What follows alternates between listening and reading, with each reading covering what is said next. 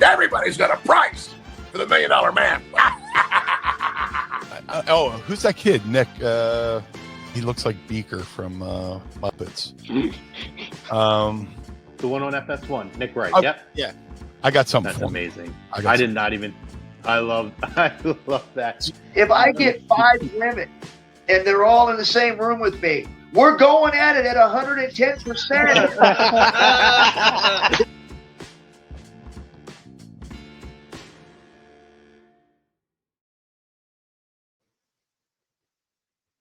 What's going on, everybody? It's the Lazy Booking Podcast, live here Tuesday night on A2D Radio. Niche night. Hockey guys coming at you later with Flyers Talk A2D. But as always, I'm Chrome, joined by my guest, my co-host every week. I guess my left arm to my right arm. This guy right here, Mr. Eric Archer. What's up, brother? What's up, man? Dude, this daylight savings is wild. 1 hour can make such a world of difference. I still haven't recovered. It's wild. But good to be here. We're 5 and change weeks away from WrestleMania, and we got a lot to talk about already. Hey man, I'm loving it. We have daylight until like after 7 o'clock, which is awesome. Which by the time we're done, it'll be over. But we got some daylight. It's a good time. Very excited about that. But hey, listen, we got wrestling to talk about. We got a new WWE Undisputed Champion, and we're going to dive into that momentarily. I think Eric's going to try to fix a technical difficulty here. While he does that, I'm going to get us going. We're brought to you by our doctor, Dr. Paul Vidal at Specialized Physical Therapy. You can find him in Burlington and Cherry Hill, New Jersey. You can find him on the web. SpecializedPhysicalTherapy.com. No appointment necessary. Any aches, pains, anything brand new, anything long lasting, any kind of physical ailments, contact the doctor's award-winning team. They'll give you a little peek see. They'll give you a little analysis, and they'll get you feeling back to your physical peak. SpecializedPhysicalTherapy.com. So we're here. We got WrestleMania to talk about, guys. We got announcements for 2 things this week we'll be doing on our own road to WrestleMania. So we look forward to doing that. And in the meantime, let's dive into our opening topic as Eric works out his issue there.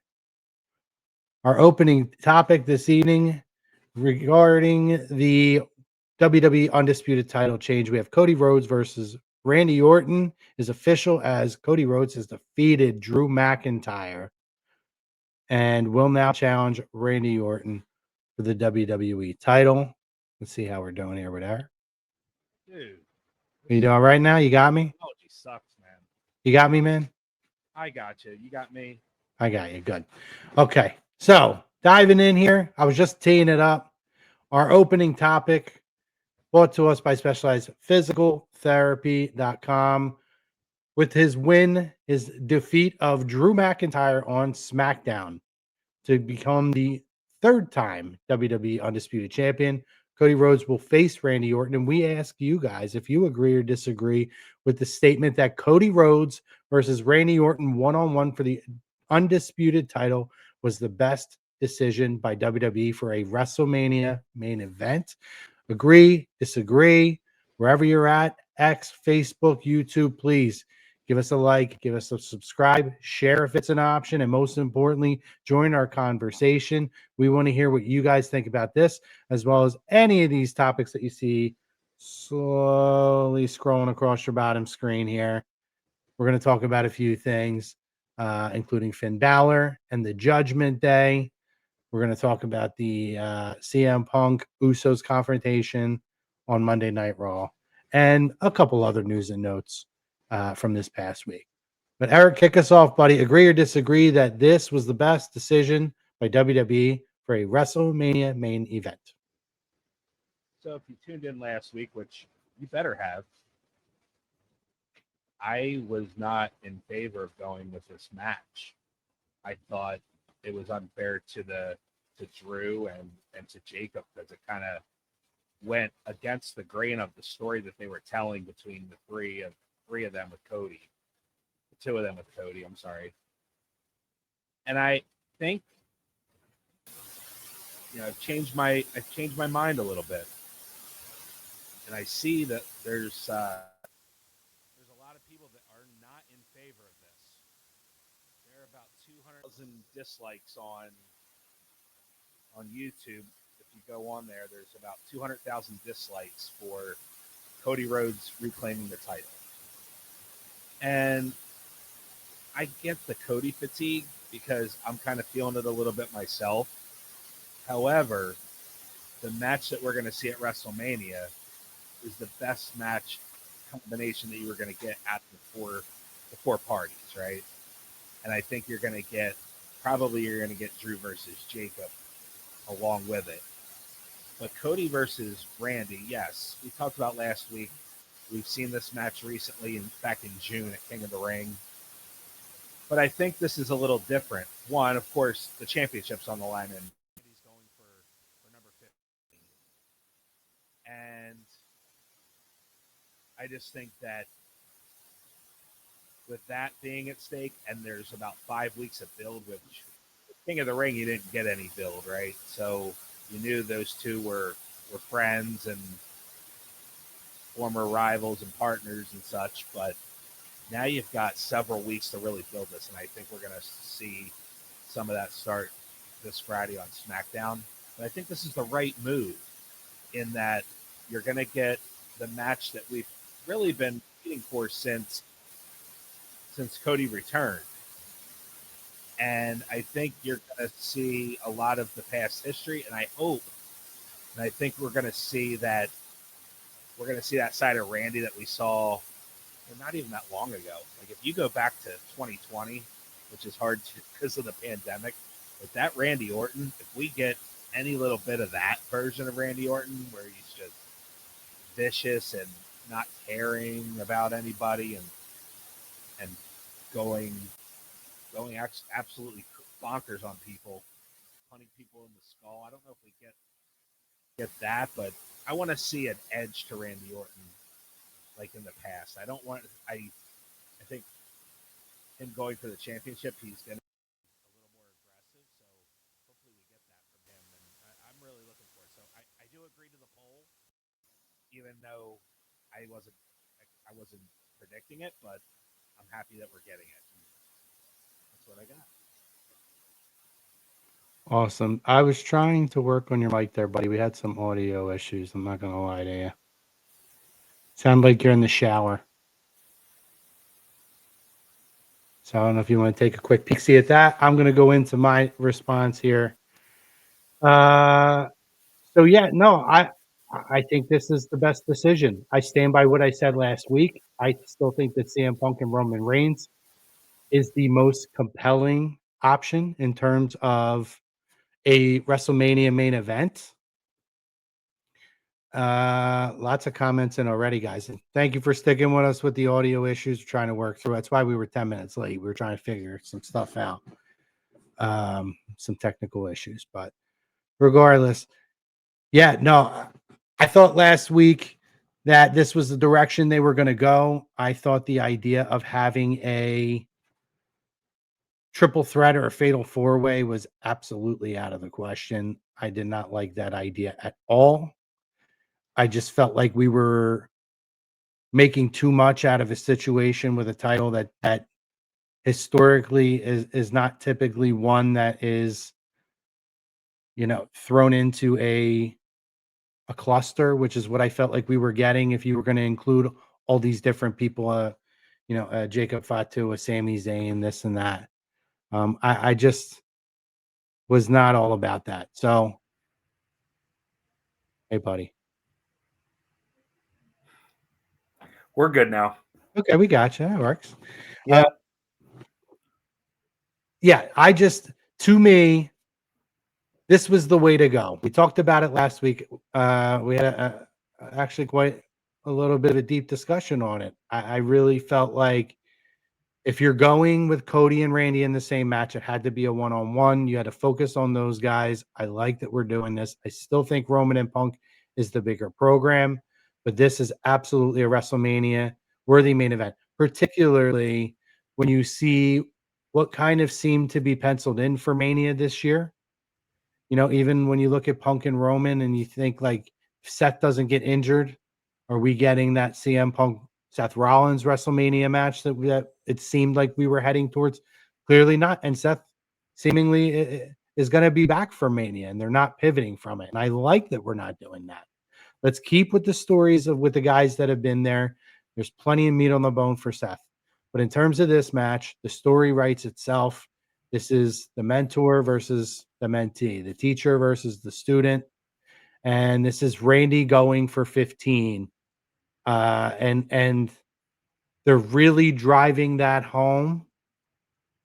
And particularly at a time where we're seeing a lot of the legends retire. We're seeing the AJ Styles. We're seeing obviously Goldberg. You see John Cena step away, and they've really kind of gotten back into the title counting thing.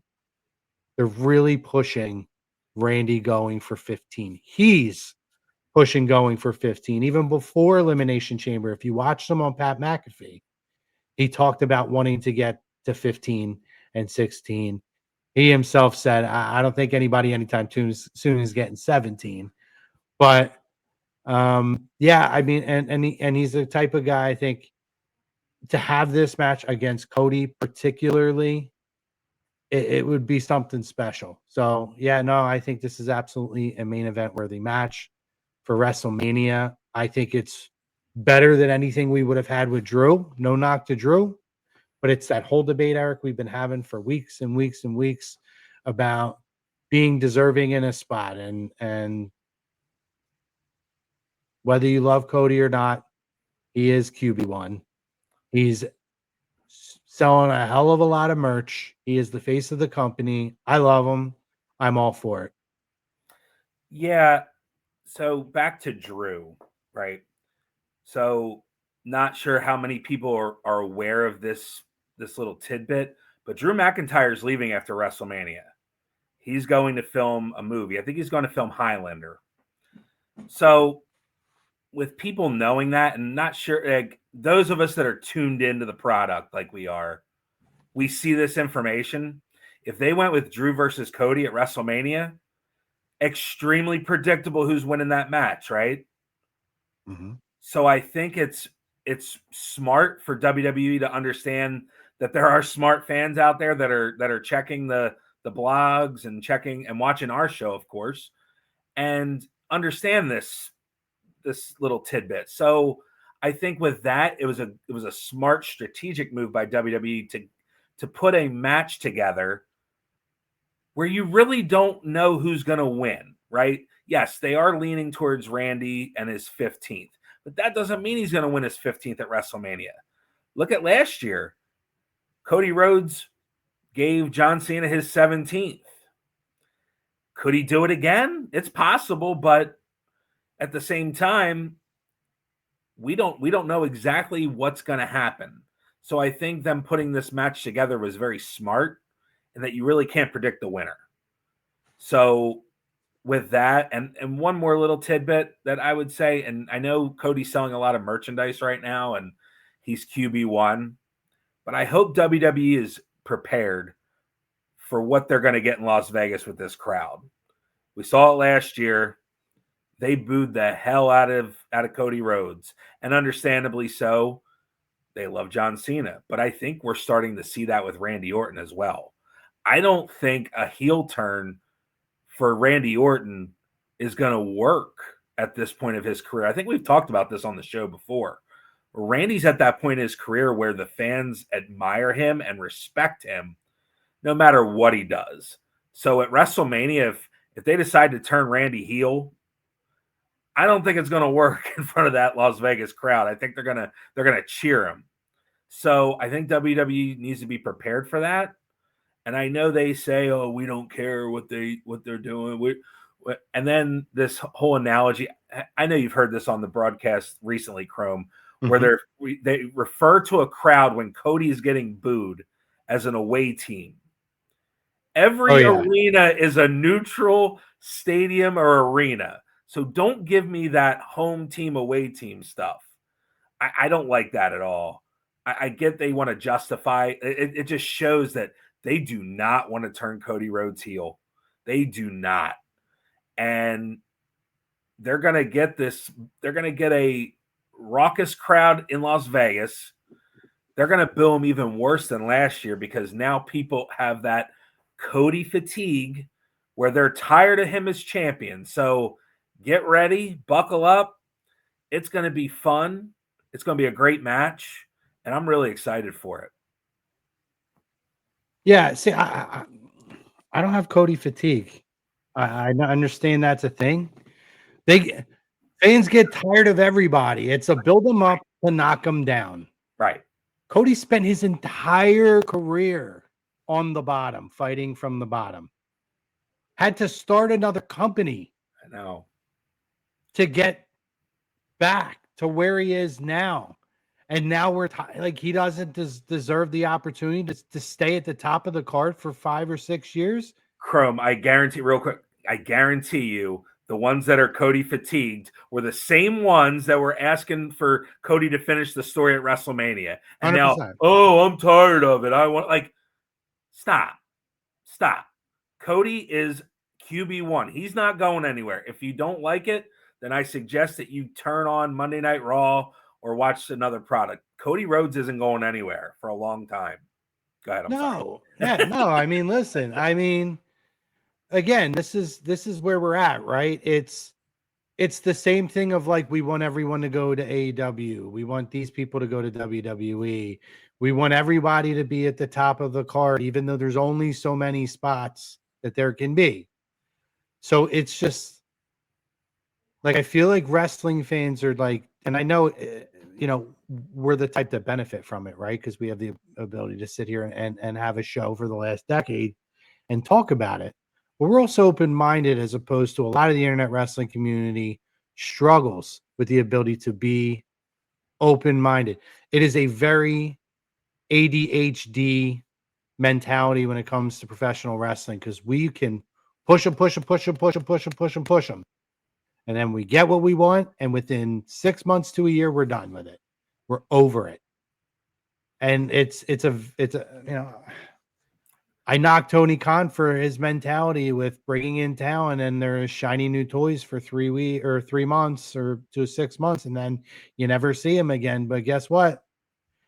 He kind of mirrors what today's society is. There's no time for character development. The patience is low. And I just think it's ridiculous. To me, Cody Rhodes deserves his spot. And honestly, his first couple years, he sat back. He built his story, but he never finished his story because he had to play second fiddle to Roman, who got a 5-year run or a 4-year run, who, by the way, people hated until the last 6 months of it, maybe. Oh, yeah, I remember. Like people like, oh, he's had it too long. He's never on TV. He's never like, and we're hearing that now. Like he's not on TV. Like, look, going back to Cody Rhodes, I'll be the devil's advocate here and understand where people are coming from. I too don't have Cody fatigue either, but I can understand that side of it.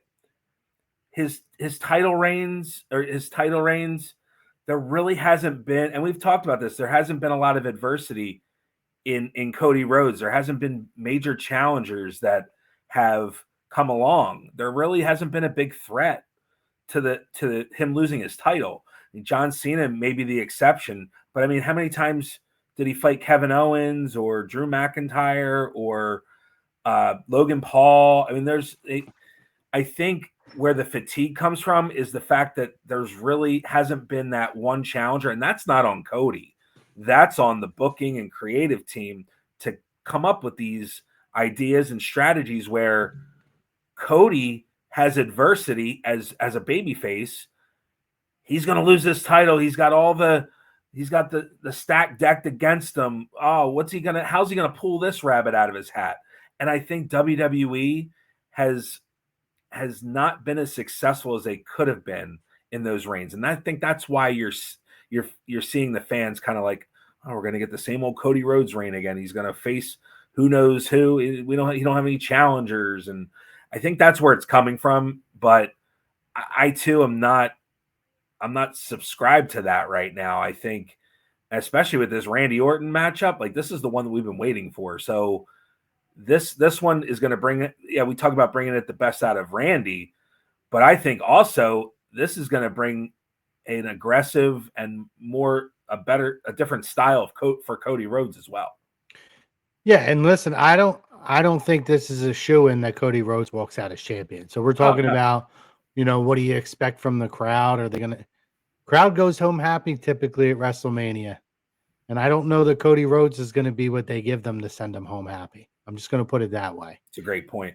I think it's going to be, we're obviously going to dive into that on our own road to WrestleMania as we get closer. I think it's a tremendous story. It's a story that has real legitimate backstory for years and years. That in the next 5 weeks, they're going to be able to call back on, bring back out some of the reminders of some certain things, touch on some real emotions that they've felt over the years. I think it's going to be really, really great. We got a lot of comments. Let me drop some in here. Dynasty, what's up, my brother? He says, let's go. Rick Woolen, right before A2D Wrestling. Always. So I don't know if even Eric knows this, but Maddie could vouch for this. And maybe Maddie did mention this on the 10-year, and I'm not sure. We always seem to get wrestling, or we always seem to get like Eagles breaking news or Phillies make a trade breaking news during the wrestling show. always happen on this show. So, I mean, not that that's like crazy breaking news, but it's our first free agent signing, so we'll take it. But thanks for coming back, Dynasty. We got Brad in here too. Brad's got a bunch of questions in here. Thoughts on Raw? Keep with us, Brad, which I know you will. We'll dive a little more deeper into it. Yeah, Dynasty said you sounded like you were in the shower earlier. Brad, that's what we want. Brock versus Oba. Asks about our thoughts on the Judgment Day betrayal of Finn, and I think Finn needs a huge babyface push. We're going to talk about that one shortly, Brad. Stick with us. Greg says, my dudes, what's up? We're going to talk about this one too. Brad's just coming in firing. All these things are on the docket, buddy. This gorgeous Vixen pops in. She says, have a great show, guys. That's the fiance. Let's see. We got Greg. He agrees to the poll. I do want to get into this one now, Eric. I'm a fan. I am a big time fan. Oh, we got Eric. He's frozen. Eric's going to try to get himself fixed. I'll get into this one with you, though, Brad. So, the first introduction I thought was goofy. I could have did without the dancing, all of that. But I do think, and me and Eric started to discuss it last week, and I just think it's kind of been reinforced that WWE has done a great job to start a character development for him that introduces him properly. So obviously you see what we saw with the Intercontinental title last week with Penta, when Dom Mysterio and the Judgment Day are kind of making fun of him, and he puts his curse on him, right? Dom drops the title. So now we come back in here and we're starting to see other things that are happening, right? I thought the interaction on SmackDown this week was really, really good.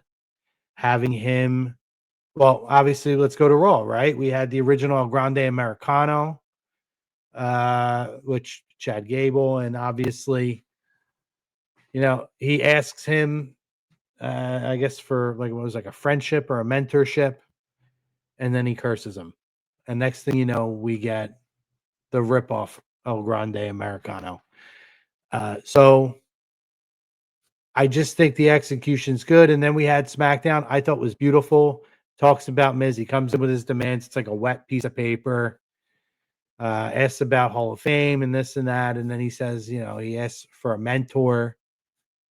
And then he gives him Miz, tie off kind of two different personalities, two storylines. And then he says to Miz, if you don't help me, you're cursed. I just think it's been really, really good. And I did today actually take the time to, and this was still when he was in AEW, but I did go back to the Chris Van Vliet interview with Danhausen from sometime within the last year with Mask Off, and he talks about the character. And I gained a lot of respect for him. So at this point, I'm a fan of Danhausen. It's everything I want from the Danhausen character. You know, he's not a guy I think that the most valuable thing to him is to be in the main event picture, right? Especially when you hear him talk to CVV. I think for him being in the role, like we talked about last week, R-Truth, Santino, where he can, to him, a value is, am I entertaining people? Am I making them smile? And I think he's going to hit a home run on this. I think he's going to hit it out of the park. So I'm very happy with Danhausen up until this point. We'll see how that continues to go as we move along. But yeah, so far, thumbs up for me. Let's see. Let's dive into our next topic here. We had the conclusion to Raw last night was CM Punk in a confrontation with the Usos. So obviously we open Raw where we have multitude of masked men well, let's backtrack. We had Seth Rollins being confronted by Adam Pearce talking about, listen, Seth, I got an issue with the vision as well. I understand why you're doing this, but you are not medically cleared. I need you to get out of the ring. Let's go to my office. Let's have a conversation on how we can resolve this. So, a lot of feedback.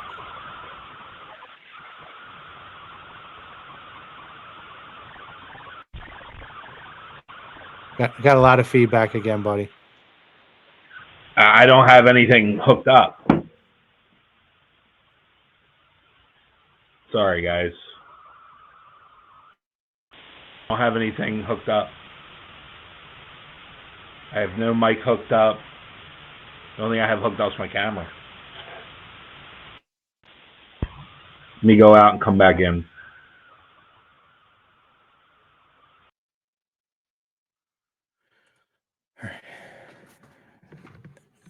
So anyway, so we get back in and we have Seth, basically the vision comes out, they go to confront him, and there's all kinds of masked men coming out of the woodwork, and they do a shuffle, and then they end up getting their hands on Seth, I believe, and then you have the Usos that come out to assist. You have LA Knight comes out to assist. I'm assuming now I'm still not 100% sure on where we're going with this now. When this group. Hey, buddy. Hey. Okay, that's a little bit better. There we go. Okay. Sorry. Power went out. It's all good. That was Mother Nature. That's all good. No worries. So we're getting into the opening of Raw, how that tied into the end of Raw, right? So the Vision come out. We have everybody shuffling around, and then Seth is there. He ends up getting aid. So the Usos are exiting the ring, and they're leaving for the night, and then they say, you know what? We have something to say to CM Punk. So they're gone. They come back end of show. And Punk comes out and he starts to get into the conversation about Raw and Roman again not showing up. Usos come out, they confront him. And in that confrontation, they ask for an apology, to which Punk basically apologizes for everything but that. I want to get your thoughts on this, Eric, because I actually thought this really made Punk look good. And he made very valid points. And this also concerns me now. Because are we going to get the Usos involved in this match at WrestleMania? I thought about that, but if you remember last week's promo, Roman and Punk. Punk had said that you can't do it on your own. So maybe this is kind of Roman's test to see if he can do it alone. So maybe this is just kind of I would just say it may be just background noise until we get to the match at WrestleMania. Maybe Roman's like, I got to do this on my own. I don't need your help, maybe. But next week he's back, so may get a little more clarity on where Roman stands. But I would say this, like, I don't think last week, now in hindsight, Roman just walking away made him look good at all, especially the way the Usos reacted. The Usos were like, I want an apology, and then Jimmy took a swing and hit Punk in the head. So Roman just walking away, it kind of, if you look back at WrestleMania 40 and the press conference where all Cody did was talk about the family, and you saw the uproar with Roman and The Rock, and Rock slapping the taste out of Cody's mouth. I mean, that's the kind of stuff that you would expected from Roman. Roman just like walked away. So maybe we see a little more aggressiveness next week, but I think in hindsight, Roman just walking off, it's not typically what they do in those situations. And I would say with Punk, I mean, you hit it right on the head. Punk validated everything. He didn't say anything. There was nothing that he said that wasn't the truth. Roman used Jay and Jimmy and Paul and Solo and used them all the way, not only to get to the championship, but to keep the championship for as long as he did. So everything that he did, everything that Punk said was complete truth. But I just think that, Jimmy and Jay reacted the way that Roman should have reacted. You talk about my dad being dead, you're going to be hitting the floor. Just walked off. Agreed. But again, Punk saying, why do I need to apologize? But it's okay for your cousin Roman to talk about Cody Rhodes' dad and disrespect him and his legacy.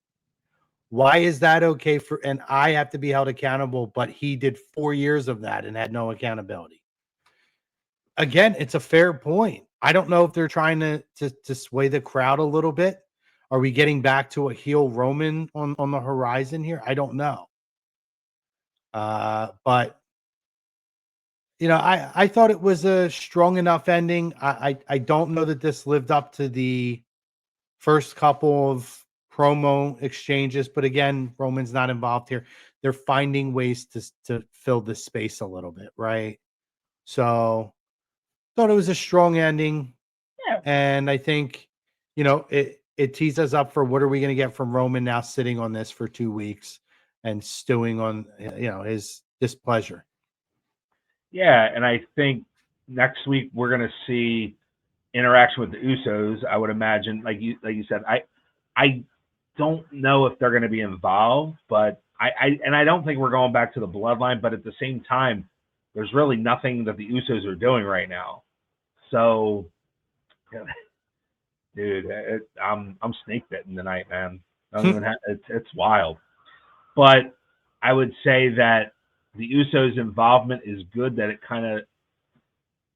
it gives another layer in the story. And I would say, I think that Roman's going to eventually say, like, hey, guys, I appreciate it, but I got to do this on my own this time and then go from there. But we'll see.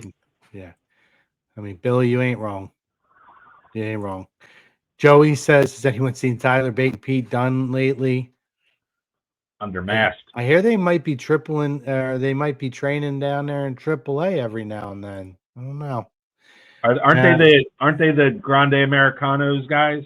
They are. He was making a Yeah. joke, and I was joking back. Oh, my bad. Yeah, way over my head. Roman, maybe I shouldn't have technical difficulties. Maybe I get it. You're good. Joey says Roman coming out with a Larry diss. I mean, poor Larry. Yeah, they've done that though already with him, right? With Drew did that. Drew did, right? Yeah, we would kind of be going down the rabbit hole again with her. Yeah. We'd be jumping backwards on that one. Talking about dogs and wives and stuff like we've kind of been down that road already, but I mean Roman would be justified, I guess, and it would probably get a rise out of Phil. Yeah. Or I see now I'm laughing because again I watched the Danhausen conversation earlier and he calls him Pepsi Phil. Yeah. Which I hope we get in WWE. Moving on, other big event that happened on Monday Night Raw was we finally got the official ousting of of Finn Balor after a confrontation with Dom Mysterio from the Judgment Day.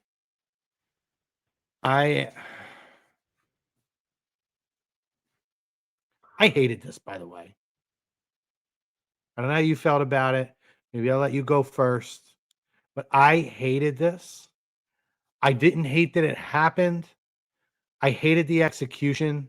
I hate the idea that the Judgment Day is still a thing.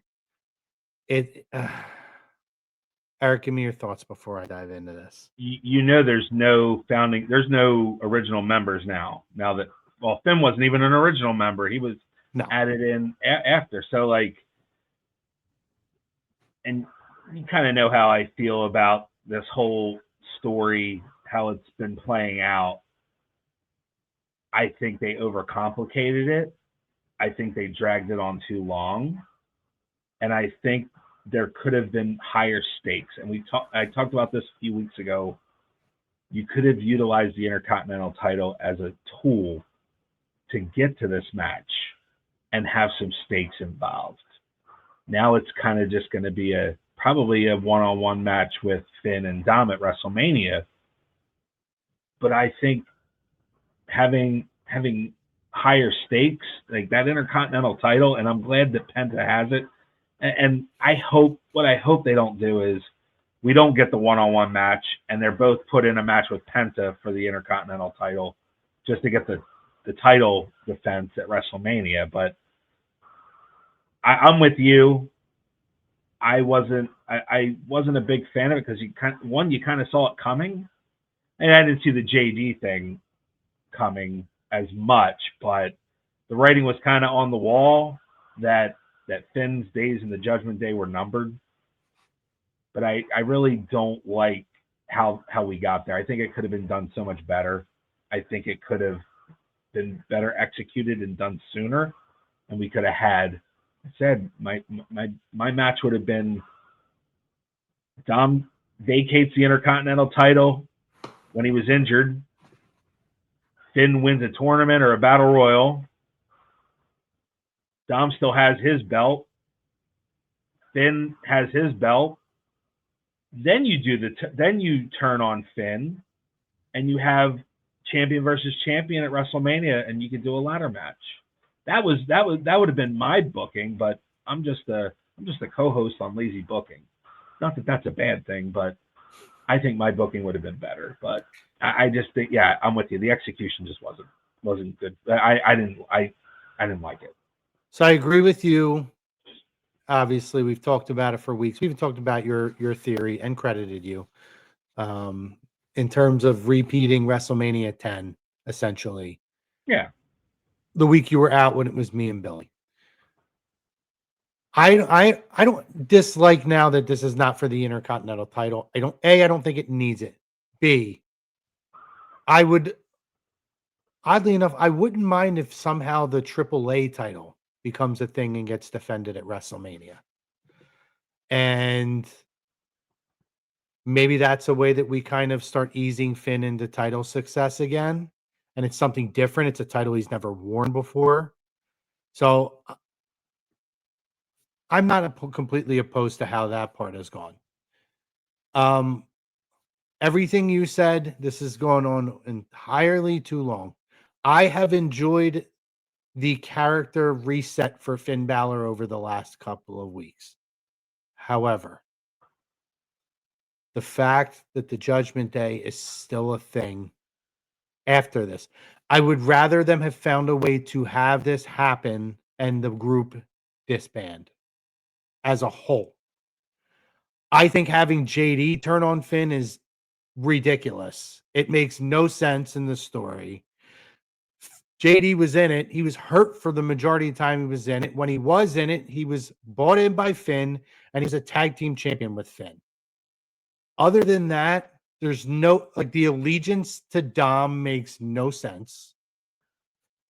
I also think that the Judgment Day is no longer a male group. It hasn't been for so long. It has become about Liv and Raquel and Roxanne, who was she even out there? I don't even remember if I saw her. She's out. She's out right now. She had something on her back, like a mass of some sort that was removed recently. So she's been out of action for a few weeks. But you're spot on. Those three. It's a women's faction now. Yeah, and I think the only reason they did the turn is to keep Judgment Day together, which it's kind of that group. And we've been down this road with Judgment Day before, where it's like we need to get rid of this group. It's just as many of the different parts of Judgment Day, different entities of Judgment Day have been. It's that thing that just continues to hang on. And I think it's time to take old Yeller out to the backyard and put a bullet in it. I think it's over. I think this needs to stop. But it seems like it's not going that way. Like, to me, this doesn't benefit JD. No. Like, I feel like there's a way to do this where the group disbands. I felt like, that debate we had around JD and that interaction with John Cena, and how did that benefit him? Not the quality of matches he was having at that time.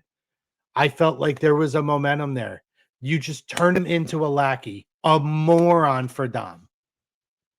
And, like, at the end of the day, Dom will be fine. Finn will be fine. The girls will be fine. JD is somebody that deserves a better opportunity than what this has become. It was silly. It was stupid. And I hated it.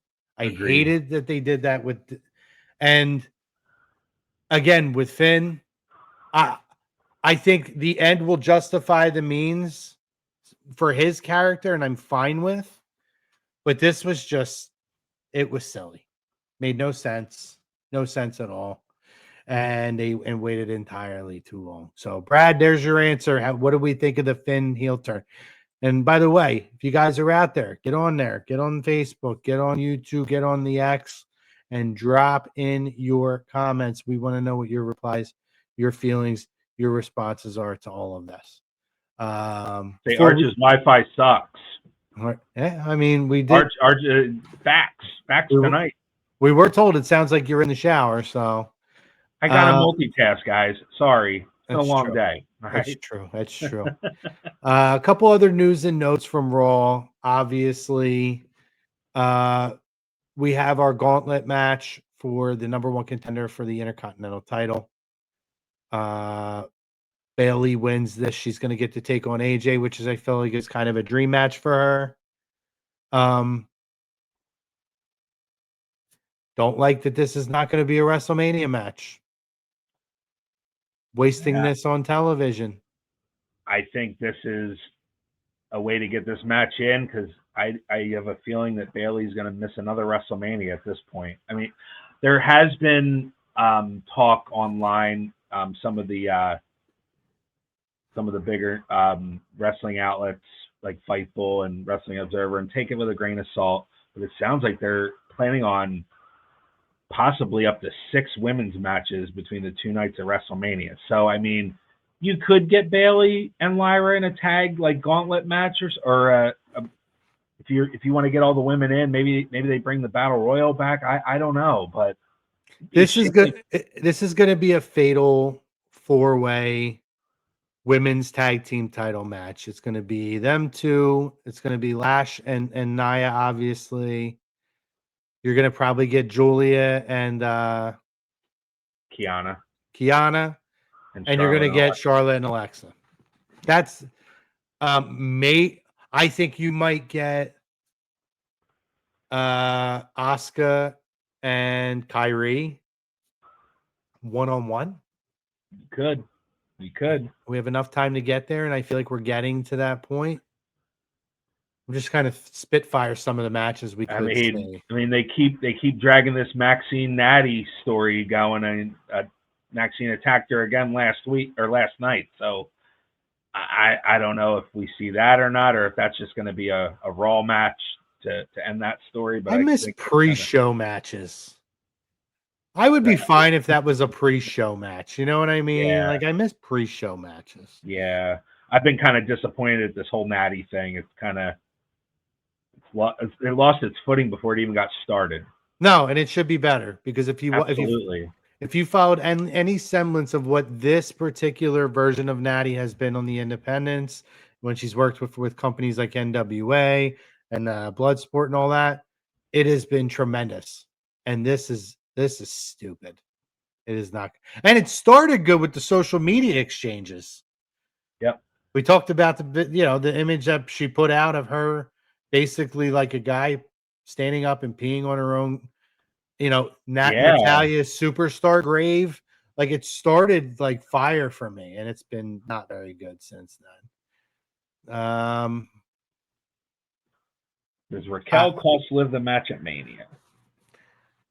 I don't know how I feel about that yet, Joey. I'm gonna wait and see, for me personally, because I would like to see Stephanie Vaquer continue to move forward, and maybe this be we always talk about signature wins, an opportunity to get a signature win against technically the woman who held the title before her. So you can't say, well, you're holding the title that I never lost. Well, I beat you. That I would like to see. I don't think Liv needs it, but my gut, and I'm not opposed to this either, tells me that Liv is going to get the title and have a monster 2026. So I don't know where I'm at yet. Yeah, I would pencil Raquel in for Money in the Bank right now.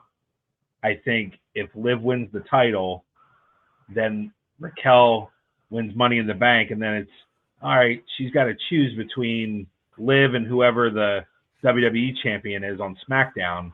And then you have a story right there where she could cash in on Liv or the other person, and you could ride that out for as long as you want.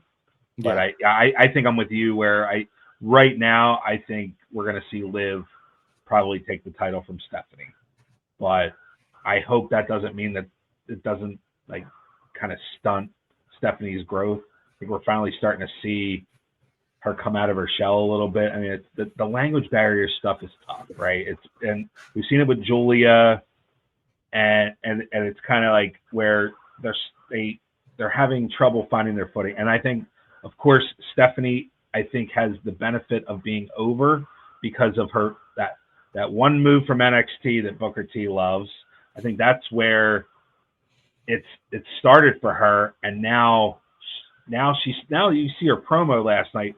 She's speaking better English, I think, now too, where she's starting to get more comfortable in her skin. So I think her winning at WrestleMania would benefit her a lot more than Liv. I agree with you, but I'm with you. I think Liv is destined to have a monster year, and it starts at WrestleMania, and then you could go with the Raquel story from there. Yeah, agreed on all parts of that. But yeah, I mean, the obvious answer is we're getting AJ and Becky at WrestleMania. I don't want to see it again. No, but that's where we're going with that. And it's a shame for Bayley, because I feel like Bayley deserves better. Agreed. My gut's telling me that Bayley is not going to be somebody that re-signs with WWE when our contract is up. No, I agree. Which is a shame. Yeah, definitely. Let's see. What else did we want to talk about from Raw? Something else I hated. I have to bring it up. They're doing this dumbass thing with Johnny Gargano being depressed and laying down. Yeah. We finally and I knew it was coming. When he said, let's go to the ring, I knew it was coming. Yep. So we get this thing. I guess we're teasing Motor City Machine Guns are breaking up now. Maybe, I didn't even know they were still in the Raw. I guess that's another one that's just been like, what are we doing? Yeah. We have them. So essentially, and I'm going to start going down all these different paths because as I say one thing, another thing comes to mind. Let's start here. We get a tag team gauntlet match. Now, is this at WrestleMania? Is this a title shot at WrestleMania or is this next week? I want to say it's next week. Priest and Truth win this match. I could be wrong, but I believe it's next week. Yeah, so anybody will correct me. Go for it. Yeah, Priest and Truth, they win this match. First of all, seeing what's his name? Seeing Garza and Humberto. What I don't know how to say his name anymore. Forget Humberto. Seeing those two reminded me, what the hell ever happened to Santos Escobar? Is he hurt? Yeah, he was gone, then they re-signed him, and then didn't he show up at AAA? Was that maybe? I don't remember. But he's in the witness protection program for sure. I don't get it. I don't know. So there's one thing, right? So then they have the whole there's a pinfall with the Motor City Machine Guns in the opening. Shelley clearly put Saban's leg on the rope. Right in front of the referee's face, by the way. Yeah. And he ignores it. He's like, oh, match is over. How many times do we see it where the ref doesn't see it, but then after he counts and he turns around and stands there, if the leg's on the rope, he's like, oh, you know what? No, never mind. He had his leg on the rope. This was so dumb. Yeah. It was so dumb. Bad. Pretty bad. And now clearly we're teasing. Clearly it's a stopgap to Mania for the tag titles. I think we're probably gonna get Wyatt's and MFTs again. That's what I would imagine is probably the talk about a storyline going on too long. The lantern thing. Yeah. So then we move on. So fast forward, we know who wins. So we end up seeing Shelley in the backstage, and he's checking on Johnny, and he's like, "Listen, dude, I know what the past is between us, but you need to get up off your ass, basically, and remember who you are." Saban gets pissed at him. He's like, "You didn't even help me. You're too busy worrying about Johnny." He's like, "I did help you. It's on video. So how stupid do you look? You know what I mean? How dumb are we making Saban look now?" Oh man, yeah, not the best moment of SmackDown. No, sure. So we have that, but this really upset me, and I am, you know how much I love Oba and what they're doing with Oba right now.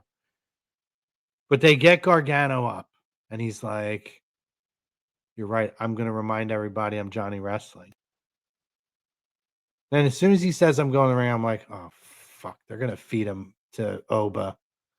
And then he goes right back to being how he is. This is terrible.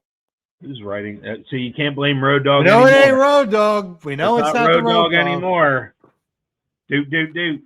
But I'll say the one thing on SmackDown. That we're bringing up SmackDown. I'm seeing a lot of criticism of the Jade Rhea promo. They're talking about my body's better than yours and the sculpture and stuff. It's like, we got 5 weeks till WrestleMania, guys. Got to start somewhere. And I don't think it was that bad. I mean, was it the greatest promo ever? No, but you got to start somewhere. And I think, I think they wanted to avoid what happened, the chatter online between the two. And I think that aside, they were trying to kind of ease the tension a little bit between the two. And I think, they were successful in that, but we've got several weeks until we get, further down. We'll probably get some physicality in between, but I don't think it was that bad. I think it served its purpose. It started, the feud, and it'll continue. Yeah.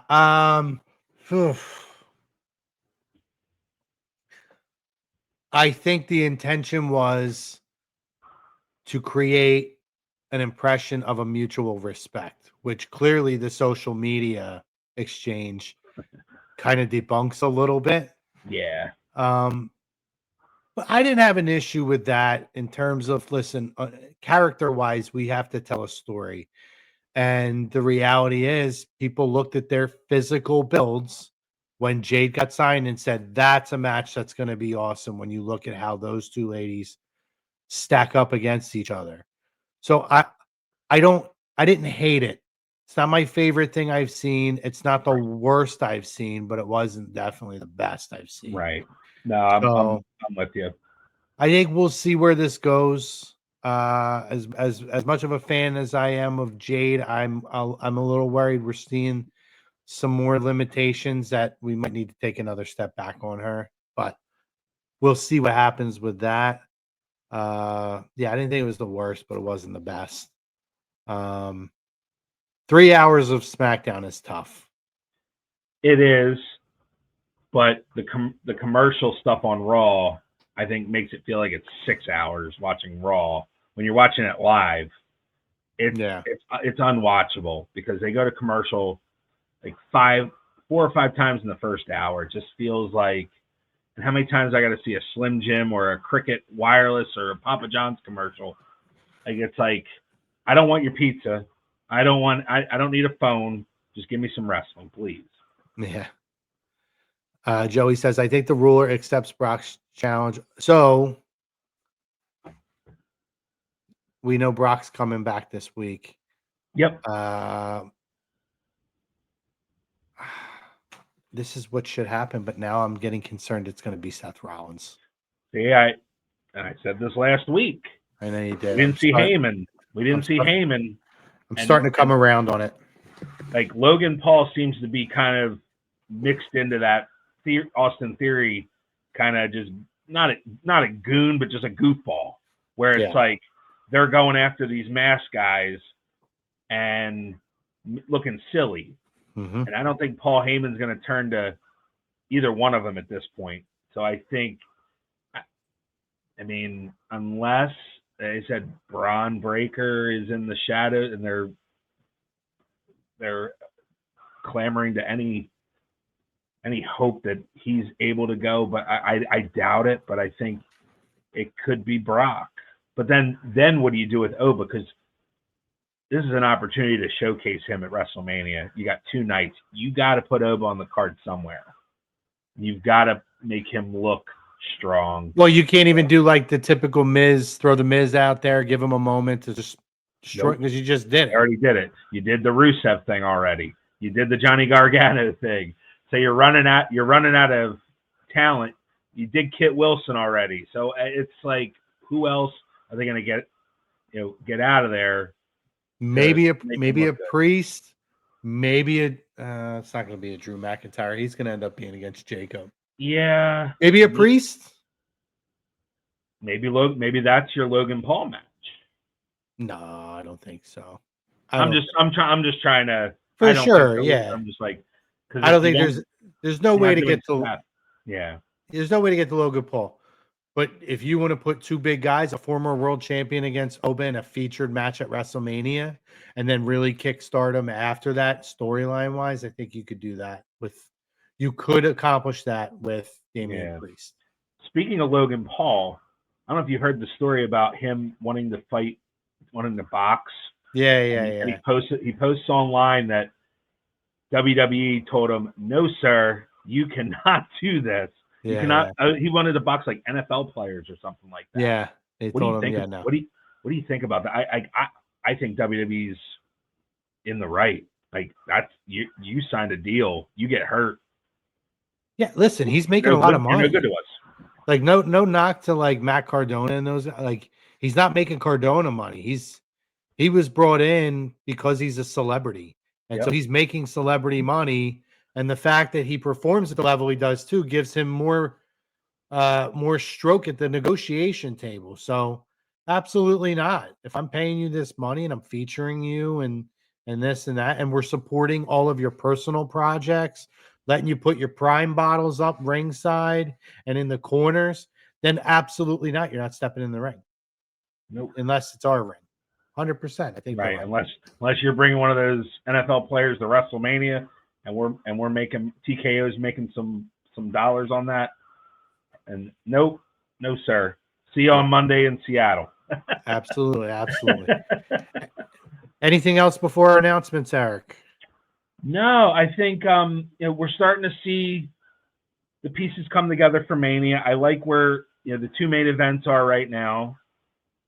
I'm just curious on how they're going to fill out the rest of this card. Got 5 weeks, so we're starting to see. We see the title matches now, the main title matches announced, but I'm really curious to see how they're going to fill this card out. I think they'll be fine. Oh yeah. No, yeah. I don't think there's going to be an issue of filling the card, but I'm just seeing where those chess pieces fall. Yeah. We talk about Brock. Who's Brock wrestling? Who's Oba wrestling? Who's what women are going to be featured?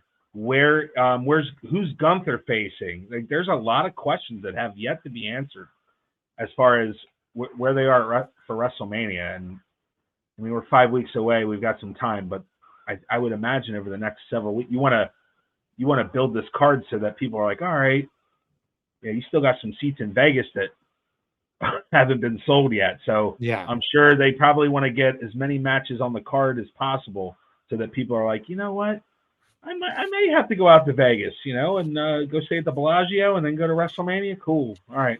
But we'll see. I'll be at home. I'll be here watching, and that's where we're at. So, but yeah, I'm curious to see how we're gonna fill this out. Hey, you like my shirt, by the way? This is my COVID WrestleMania shirt. WrestleMania in your house. That's awesome. Yeah. That's awesome. I got the pirate Disney cruise gimmick on tonight. Love it. I tried to be a pirate.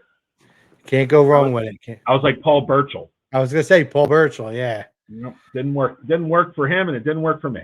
This is one of my favorite gem WWE shirts. I thought was like probably one of their most creative ideas of during COVID when they came out with WrestleMania merch. You're probably not seeing a lot of those shirts either. It's probably you're probably got a collector's item there. Oh, 100%. Let me see. We got a comment in here. Joey says, I hear the ticket sales maybe are way behind. They were doing it. Was it 3 for 4 or 4 for 3? They were selling every 3 you buy, you get a 4th. Yeah. So you buy 3, you get somewhat free or whatever. So I saw an ad last night I don't know if you caught the Morgan & Morgan ad where they're going to give away tickets to WrestleMania. And they're just trying everything to get these tickets, fill that house for both nights. Yeah. And Joey, yes. Don't quote me on this, but they're considerably down from last year. And there's a bunch of factors, right? They're in the same venue as they were last year. It's Vegas. Vegas right now, across the board, is not doing well. And it's around springtime. That's where the draw for Mania was last year. It was Easter weekend last year. So they got, I don't know if they even sold out all of last year, but this year they are really, they're struggling for both nights. And I think that's why they kind of pivoted to this Randy Orton Cody Rhodes match versus what I had read that the original plan was Drew McIntyre and Cody in Hell in a Cell. I don't know if that's true or not, but I think Randy Orton and Cody Rhodes is a bigger draw. Not, again, no disrespect to Drew, but I think Randy Cody is the higher marquee matchup. So that, and I think the ticket prices, a lot of people are looking at these ticket prices like, I'm not paying that because it's just not worth it. So I think you're seeing that too. You're seeing the squeeze of the prices as well as a factor too. Listen, I mean, I'm not expecting $25 seats like they used to guarantee back when WrestleMania 9 was around, right? There has to be a $25 seat in the house. That was one of Vince's things back in the day. However,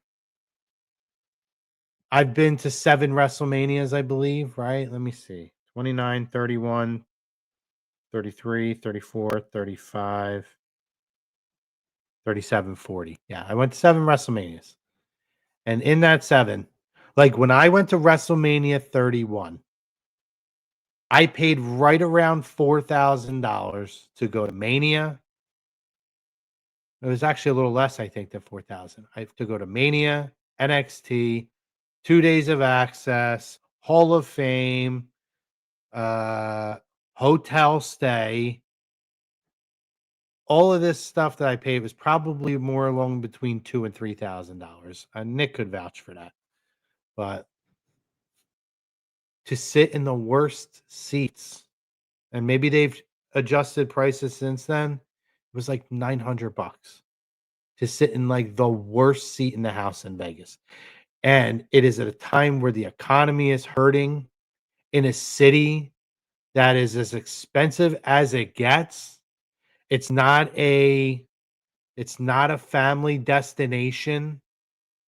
I think they got away with it last year. I think Vegas tried to jump the shark and double dip a little. I got a little too excited about last year, and even last year wasn't the peak draw that they normally would have, but they made it work. They got people to pay the prices. Like those people in Vegas who paid for it last year that lived there were probably like, I seen it. I don't need to go back again for that same price. And you don't have John Cena this year either.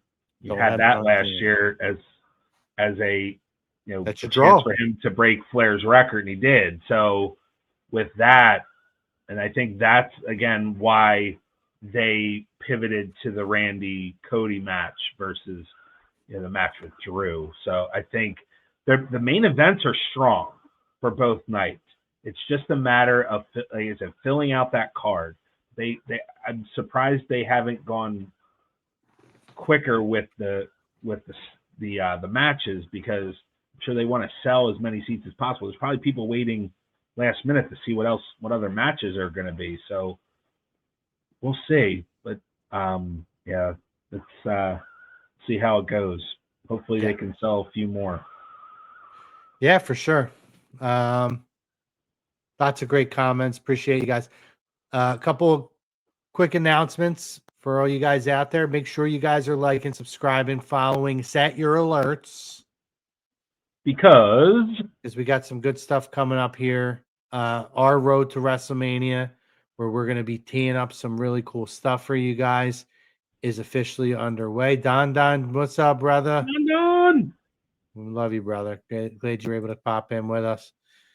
First and foremost,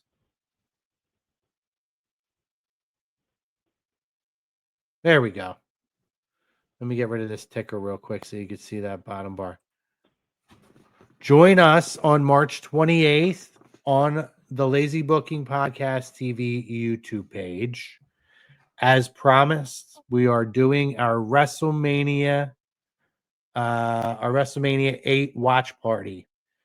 So tentatively 12 p.m. If we have to shift that, we will. We got a couple weeks before we,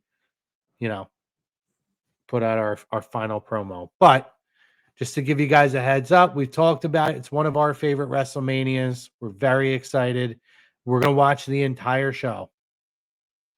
So we're going to give you guys a time, tell you when to start, and you're going to watch along with us, and we're all going to watch WrestleMania 8 and react.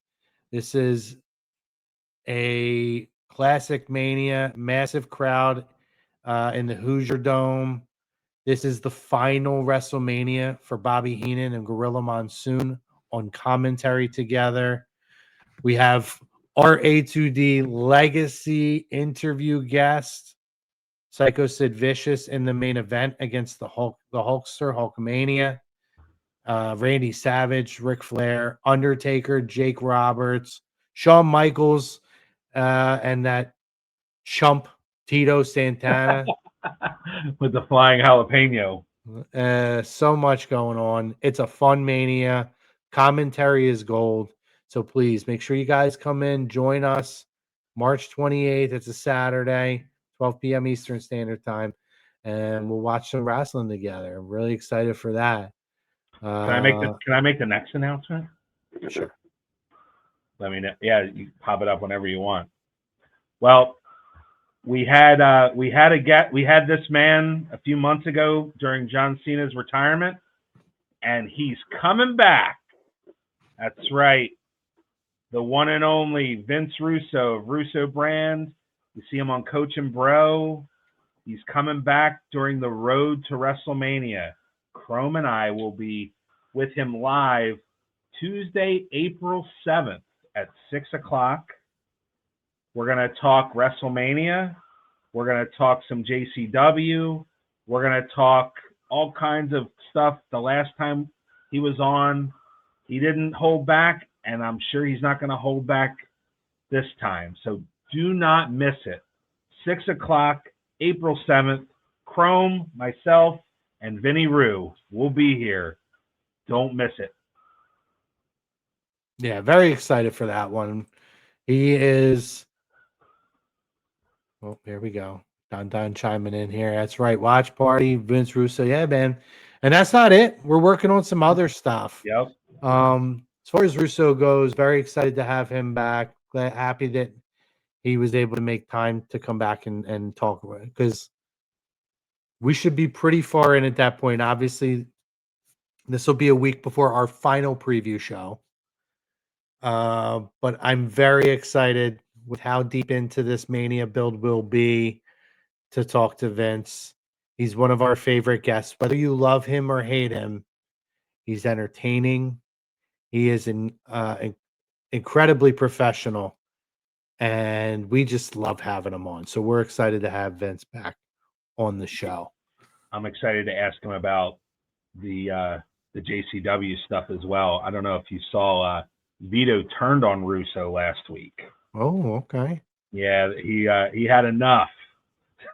Looks like Violent J came back, and he didn't join Violent J as of yet, but I don't know where that's going. But he knocked Russo on his butt. It was pretty funny. Yeah, man. Hey, listen, it's a great show. Honestly, it really, really is a great show. So you guys should check it out. And if you want to check it out, let's pop it up for our buddy Vince. You check out JCW Lunacy on YouTube. New episodes every Thursday at 7 p.m. Make sure you guys check them out. Also, if you want to check out Vince, the brand at patreon.com /Russo TWC. First week free plans start at $3. Obviously we know Coach and Bro. He's all over the place. We're excited to have him back. And obviously make sure you guys come back. Tune into A2D Radio for more WrestleMania coverage. Lots that's going to be talked about over the next couple of weeks. More announcements on more special shows coming. Maybe we'll even be able to line up another guest or two. We'll see how that works out. Make sure you guys find us on our YouTube page, where we're going to be doing some of these things like the watch party. Give that a like, subscribe, and follow on our YouTube page. We're close to 100. Getting close to 100. So if you haven't yet, get over there. LazyBookingPodTV.com or .com, whatever. LazyBookingPodTV. Tired today. I'm like off today. I feel a little tired. Hey, at least your electric's working. I know.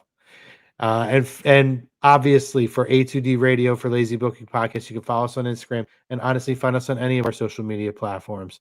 A2D Radio is on Facebook. They're on YouTube. They're on X. They're on Instagram. Make sure you guys search and follow all of those pages, as well as all the Lazy Booking pages. We're on, let me see, Instagram. We have an X. We don't really use it very much. We have our Instagram. We have our Facebook. We have our YouTube pages. So, here we go. It's Matilda.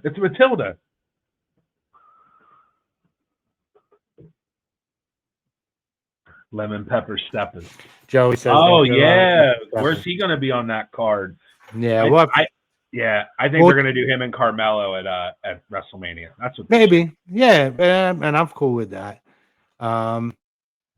But yeah, lots of good stuff coming up, guys. Make sure you guys come back, check us out. And obviously, while you're at it too, please check out our doctor, Dr. Paul Vidal at Specialized Physical Therapy.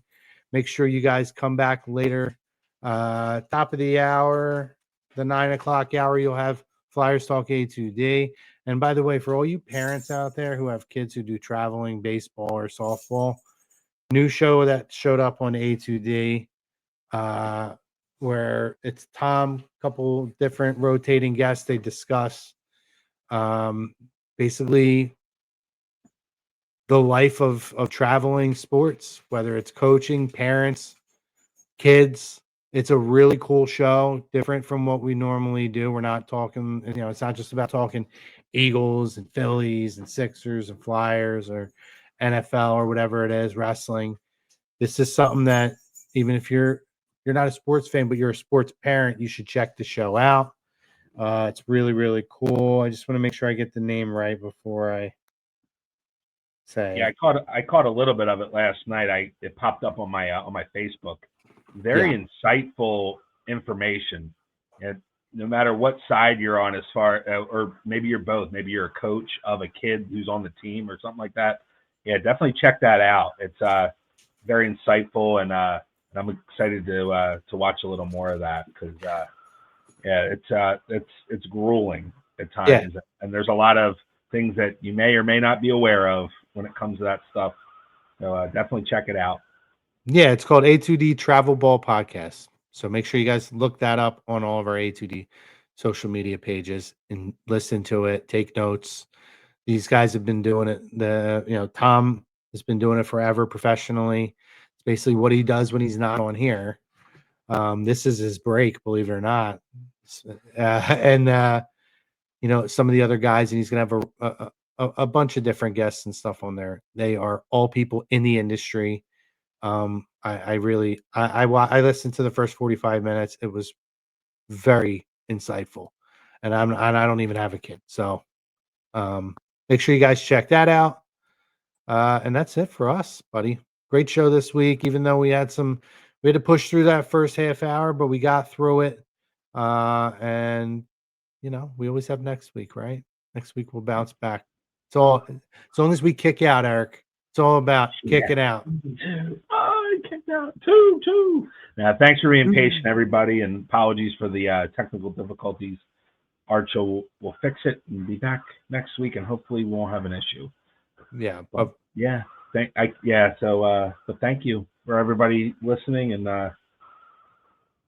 excited for next week. Yeah, for myself, for Eric, Tom Arno, and everybody here at A2D Radio, everybody at Lazy Book Podcast, we appreciate you guys. We love you guys. And for yourselves, go out there, as Andy always says, tell someone you love them. We're out. See ya.